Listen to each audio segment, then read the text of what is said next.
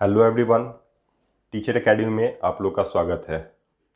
आज हम लोग देखेंगे क्लास 3 चैप्टर नंबर 8, पंख फैलाएं उड़ते जाएं। अब यहाँ पर क्या है?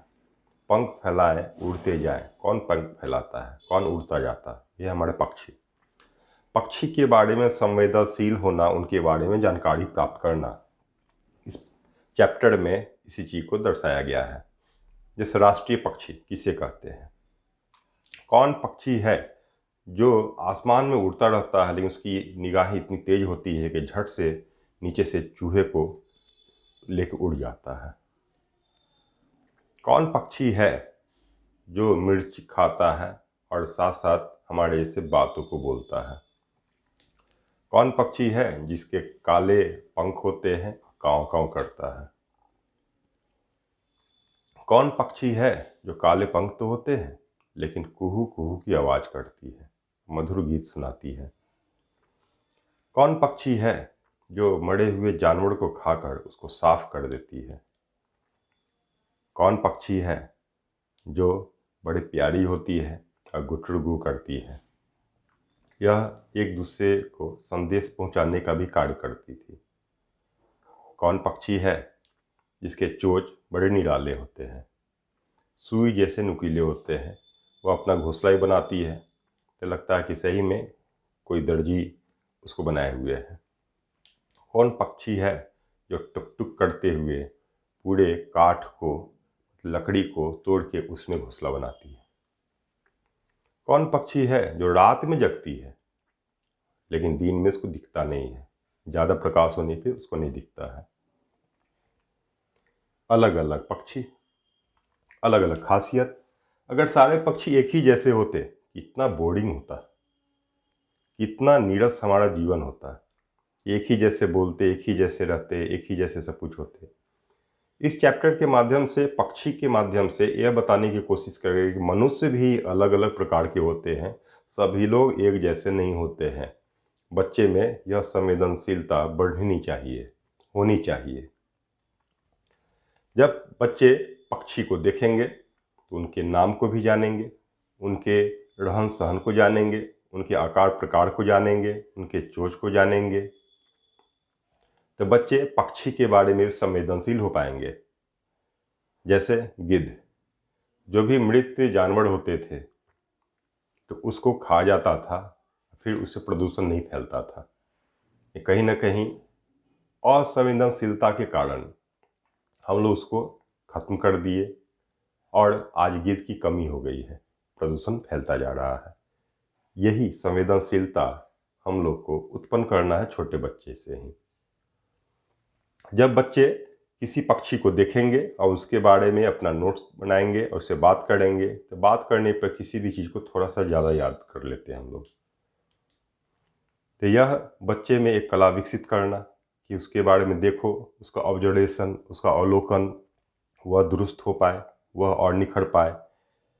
जैसे कौन सी पक्षी है जो अपनी गर्दन आगे पीछे करती है झटके से, तो मैना।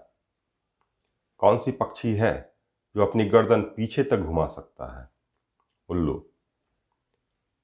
कौन पक्षी है जो हमारी बोली की नकल कर सकता है, तोता। तो अलग अलग पक्षी, अलग अलग उसके प्रकार, और सभी पक्षी के बारे में जानकारी रखना, यह क्लास 3 से स्टार्ट की जाए तो फिर बड़े होके बच्चे हर पक्षी के बारे में अच्छी जानकारी रखेंगे और उसके महत्व को समझ पाएंगे। पक्षियों के पंख अलग अलग होते हैं, अलग अलग रंग और डिजाइन के होते हैं। पंख का क्या कार्य होता है? पंख का कार्य होता है उसका डैना, मतलब उड़ने में कार्य उसको मदद करता है। साथ में पंख के अलग अलग रंग और डिजाइन इसलिए भी होते हैं क्योंकि एक पक्षी में दूसरे पक्षी में जो विविधता है, अलग अलग पहचान भी रख सके। पंख का काम केवल पहचान के लिए नहीं, उसको गर्मी प्रदान के लिए भी होता है।